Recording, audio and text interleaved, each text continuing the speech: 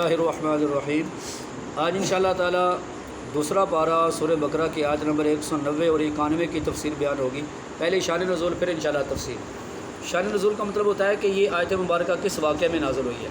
تو واقعہ یہ پیش آیا کہ سن 6 ہجری میں کفار مکہ کے ساتھ حضور صلی اللہ علیہ وسلم اور صحابہ کرام کا ایک صلح کا معاہدہ ہوا تھا۔ تو اس میں جو شکیں لکھی گئی تھیں اس میں ایک شک یہ بھی تھی کہ آئندہ سال مسلمان آئیں گے عمرہ کرنے کے لیے اور صرف 3 دن یہاں مکہ میں قیام کریں گے اور اپنی تلواریں اپنے نیام میں رکھیں گے اور اس کے بعد چلے جائیں گے۔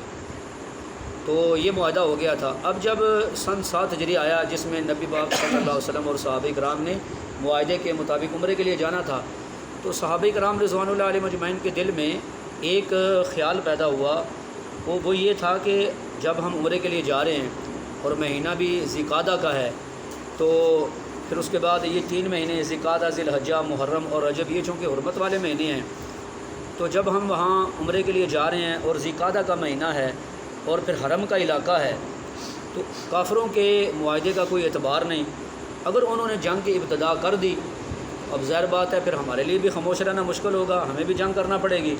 جب ہمیں جنگ کرنا پڑے گی تو اس میں تو پھر کہیں ہم گناہ گار نہ ہو جائیں کہ ایک تو حرمت والا مہینہ ہے اور دوسرے نمبر پر حرم کا علاقہ ہے، تو وہاں حرم کے علاقے میں بھی لڑائی منع ہے اور یہ احترام والے مہینے ان کے اندر بھی لڑائی منع ہے۔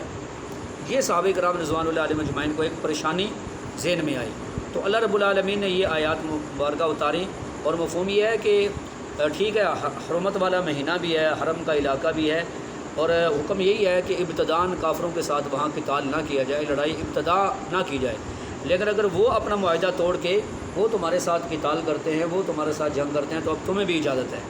پھر فرمایا تم کسی قسم کی نرمی نہ کرو، پھر اس کے بعد تمہارے لیے بھی قتال کرنا جائز ہوگا اور ان سے لڑنا تمہارے لیے بھی جائز ہوگا۔ اور پھر ساتھ ایک وجہ بھی بتا دی کہ ہو سکتا ہے تمہارے ذہنوں میں یہ ہو کہ وہاں لڑائی بہت سخت گناہ ہے، لیکن اس سے بھی ایک بڑا گناہ ہے، وہ ہے فتنہ۔ الفتنہ تو اشد من القتل، مطلب کفر شرک اختیار کرنا، مسلمانوں کو وہاں سے نکالنا، مسلمانوں کو کی مذہبی آزادی سلب کرنا، یہ فتنہ ہے۔ کیا ہے؟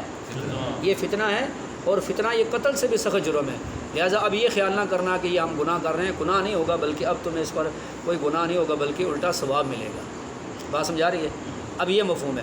ابھی یہ تقریباً 1 سال ہو گیا ہے، یہ لڑکے نوجوان جانتے ہوں گے جو نیٹ چلاتے ہیں نا، انڈیا میں ایک پنڈت آج کل نا وہ بڑا متحرک ہے اور وہ جگہ جگہ جا کے جلسے جلوس کر رہا ہے اور وہ ہندوؤں کو ابھارتا ہے اور وہ کہتا ہے کہ دیکھو جی مسلمانوں کے قرآن میں لکھے ہیں ان کو جہاں بھی پاؤ انہیں مار دو، جہاں بھی پاؤ انہیں قتل کر دو، یہ تو مسلمان ہمارے دشمن ہیں جی۔ اور وہ کہتا ہے کہ ان کے مذہب میں لکھا ہے کہ ان کی عورتوں کو لونڈیاں بنا لو، بچوں کو غلام بنا لو، تو لہٰذا مسلمانوں کے خلاف کھڑے ہو جاؤ۔ اور پھر اس نے 2-3 دفعہ ایک بیان کیا ایک جگہ، اور وہاں اس نے یہ کہا کہ سب سے پہلے تو دارالعلوم دیوبند کو ختم کیا جائے، کیونکہ وہ کہتا ہے کہ امریکہ کی پارلیمنٹ میں یہ باتیں ہوتی ہیں کہ اسلام کی جو سربراہی ہے اور اسلام جو ابھی پھیلتا ہے وہ مکہ مدینہ سے نہیں بلکہ دیوبند سے پھیلتا ہے۔ تو کافر کو بھی پتہ ہے کہ اسلام کو تقویت کہاں سے پہنچتی ہے۔ بات سمجھ آ رہی ہے کہ نہیں آ رہی؟ جو نہیں ماننے والے وہ نہ مانیں، لیکن ہندو ایک اپنے وہ جلسوں میں کہہ رہا ہے کہ سب سے پہلے دارالعلوم دیوبند کو ختم کرو۔ حالانکہ اس طرح کی آیات جو وہ پیش کرتا ہے تو اول تو خیر وہ جب جہاد کی آیات آئیں گے انشاءاللہ تو اس میں ان سارے اعتراضوں کے جواب آئیں گے، لیکن اس طرح کی جو آیات پیش کر کے کافر پہلے بھی اور آپ بھی دھوکہ دیتے ہیں، تو آپ دیکھ لیں اس کا پس منظر یہ ہے، یہ اس پس منظر میں آیتیں نازل ہوئی ہیں کہ بھئی ان سے معاہدہ ہو چکا ہے۔ اب آپ بتائیں کہ کسی قوم سے بھی معاہدہ ہو جائے اور معاہدے کے مطابق لوگ وہاں پر جائیں اور وہ معاہدہ توڑ کے مارنا شروع کر دیں، تو اب کیا اپنا دفاع کرنا ہے؟ اس کا بھی انسان کو حق نہیں ہے۔ کیوں جی؟ ہندوؤں سے پوچھ لینا، ہم ہندوؤں سے پوچھ لیتے ہیں کہ اگر تم کسی سے معاہدہ کر کے معاہدے کے مطابق وہاں جاؤ اور وہ تمہیں مارنا شروع کر دیں تو کیا تمہیں اپنے دفاع کا بھی حق نہیں ہے؟ یہ تو آیات کا پس منظر یہ ہے، لیکن وہ چونکہ پس منظر کو نہیں دیکھتے اور وہ خالی ترجمہ، اس لیے کہتے ہیں نا بھی قرآن پاک جو ہے نا وہ یا تو کسی معتبر تفسیر کو پڑھا جائے یا کسی عالم سے پڑھا جائے تب جا کر قرآن پاک کی تفسیر سمجھ آتی ہے، خالی ترجمہ دیکھنے سے قرآن سمجھ نہیں آتا۔ اور جتنے بھی یہ فتنوں کے بانے بنے، بڑے بڑے گمراہ لوگ بنے، اس کی وجہ یہی تھی وہ جی مارکیٹ سے ہم نے ترجمہ خرید لیا بس ہم پڑھیں گے۔ ترجمے میں صرف ترجمہ لکھا ہوا ہے، باقی اس کا پس منظر کیا ہے، اس کے مسائل کیا ہیں، اس سے آگے مسائل نکلتے کون سے ہیں، یہ آیت کس موقع پر نازل ہوئی ہے۔ بہت ساری آیات قرآن میں نازل ہیں، ان کا حکم منسوخ ہو گیا، آیتیں قرآن میں ہیں لیکن حکم اب باقی نہیں ہے۔ تو یہ ساری تفصیلات جو ہے نا یہ علماء اکرام سے یا جو معتبر تفسیریں ہیں وہاں سے ملتی ہیں۔ تو اس لیے اس طرح کے جو لوگ اعتراض کرتے ہیں وہ اصل میں جہالت کی بنیاد پہ کرتے ہیں یا اسلام کی ضد کی اوپر کرتے ہیں۔ اب ان الفاظ کو دیکھیں جب ذرا، تو اللہ رب العالمین نے فرمایا صحابہ کرام کو کہ وَقَاتِلُوا فِي سَبِيلِ اللَّهِ الَّذِينَ يُقَاتِلُونَكُمْ، لڑو اللہ کے راستے میں ان لوگوں سے جو تمہارے ساتھ قتال کریں۔ حالانکہ ویسے دوسری کئی آیات ہیں اس میں یہ ذکر نہیں ہے جو تمہارے ساتھ لڑیں، وہاں دفاعی جہاد کی بھی اجازت ہے، دفاعی قتال کی بھی اجازت ہے، اور اس کے ساتھ ساتھ اقدامی جہاد بھی جائز ہے، لیکن یہاں پر لفظ کیا ہے؟ یقاتلونکم۔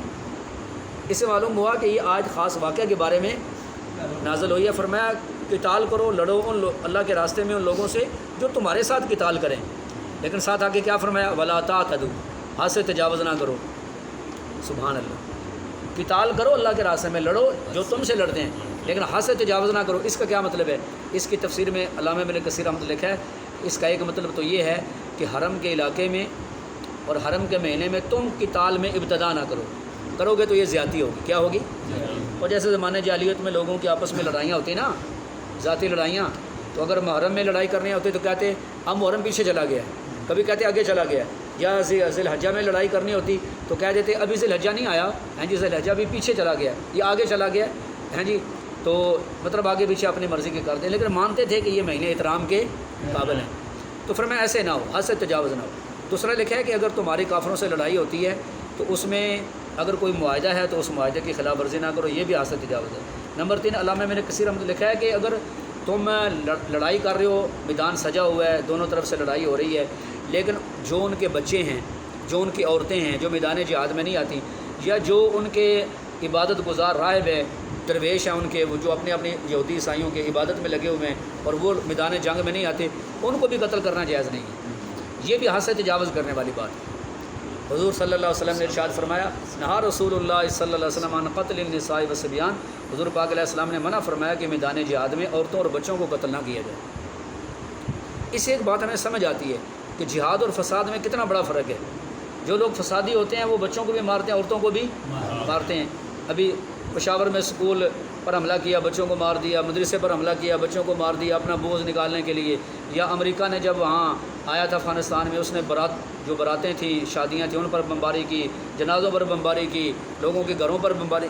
بس تو معلوم ہوا جہاد اور فساد میں یہی فرق ہے کہ جہاد کے اصول ہیں، قواعد ہیں، ضوابط ہیں، اور فساد کے کوئی اصول، فساد کے کوئی قواعد، کوئی ضوابط نہیں ہے۔ وہ اندھا دھند ہوتا ہے، لیکن جہاد اندھا دھند نہیں ہوتا۔ اس میں نبی علیہ الصلوۃ والسلام نے ایک مرتبہ ایک جہاد میں غزوے میں تشریف لے گئے تو دیکھا کہ ایک عورت قتل ہوئی پڑی ہے۔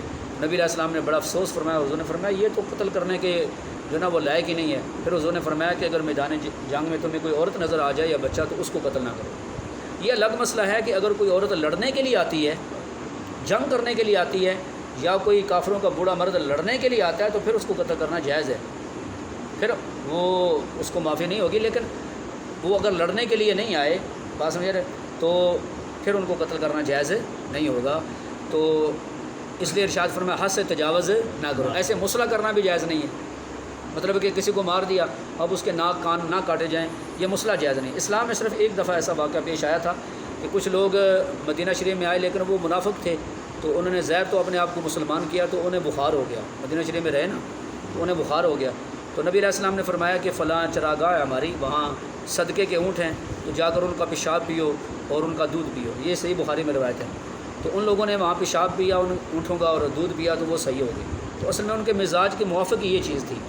پھر یہ ہے کہ وہ منافق بھی تھے، تو جب انہیں وہ صحیح ہو گئے تو وہ صدقے کے جو اونٹ تھے نا تو ان کو پکڑ لیا، اور جو نبی علیہ السلام کا چروایا تھا تو اس کو انہوں نے جو نا وہ بہت مارا بھی، پھر آنکھوں میں سرائیاں گرم کر کے پھیریں، پھر قتل کر دیا، اور انہوں نے ایسے ہی ان کے اعضاء بھی کاٹے اور یہ جرم کر کے بھاگے۔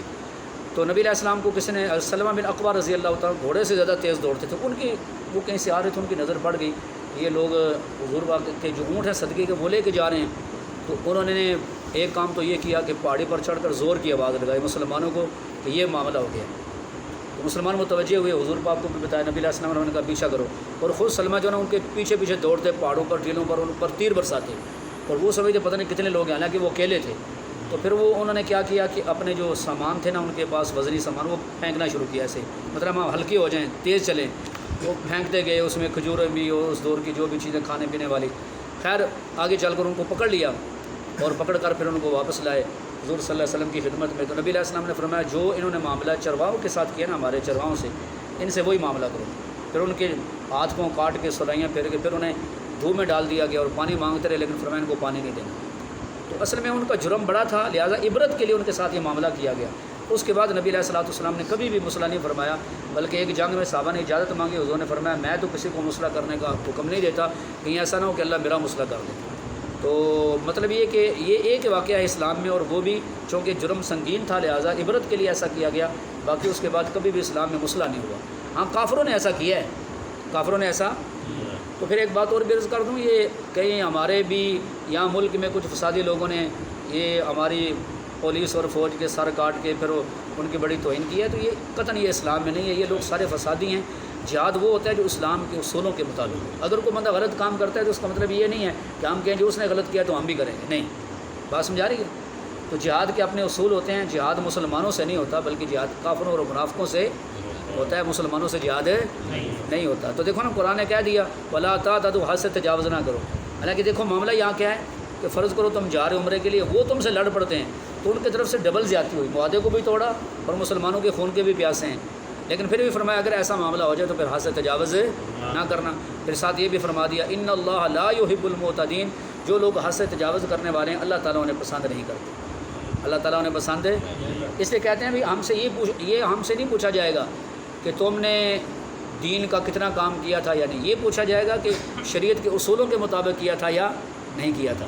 تو جو لوگ بعض جذباتی ہوتے ہیں نا، ایک دو باتیں سمجھ لیتے ہیں، وہ ان کے ذہن میں آتا ہے جی جہاد تو بہت بڑی عبادت ہے، لیکن پھر اس کے بعد وہ اپنے امیر کی اطاعت سے بھی نکل جاتے ہیں۔ بھئی جہاد کے اپنے اصول ہیں، اگر امیر یہ کہتا ہے یہ کام نہیں کرنا تو نہیں کرنا، حتیٰ کہ اگر امیر غیر شرعی چیز کا حکم دے تو اس کی اطاعت کرنا جائز نہیں ہے، اگر شریعت کے بالکل قانون کے مطابق وہ حکم دیتا ہے تو اس کی اطاعت ضروری ہے۔ اس لیے بعض لوگ وہ صرف جذبات میں آ کے ایسے کام کر بیٹھتے ہیں کہ جس سے پھر بڑا نقصان ہوتا ہے۔ اب دیکھو نا، یہ مثال کے طور پر جن لوگوں کو ہم داعش کہتے ہیں، اصل میں یہ لوگ پہلے شام اور عراق میں یہ مظلوم مسلمان جو تھے ان کی مدد کے لیے اٹھے تھے اور بالکل صحیح اصولوں کے مطابق جہاد کر رہے تھے۔ پھر اللہ جانے کہ ان کی قیادت کس کے ہاتھ میں آئی اور یہ اس طرح پٹری سے اترے کہ اب وہ بالکل خارجیت کے راستے پر چلے گئے، اور انہوں نے وہی خارجیوں والا جو بات ہے کہ عام مسلمانوں کو قتل کرنا، مکہ مکرمہ میں سعودی عرب میں دھماکے کرنا، مسلمانوں کو مارنا، اب یہ سارے اپنے آپ کو داعش والے کہتے ہیں، حالانکہ یہ بالکل اب جہاد نہیں بلکہ فساد کے راستے پر چل پڑے۔ بات سمجھا رہی ہے؟ تو اس چیز کا لحاظ کرنا بہت ضروری ہے کہ دین کا کوئی کام اگر کیا جائے تو شریعت کے اصولوں کے مد نظر رکھ کے وہ کیا جائے، شریعت کے اصولوں سے ہٹا نہ جائے۔ اللہ تعالیٰ ہمیں سمجھنے کی اور عمل کی توفیق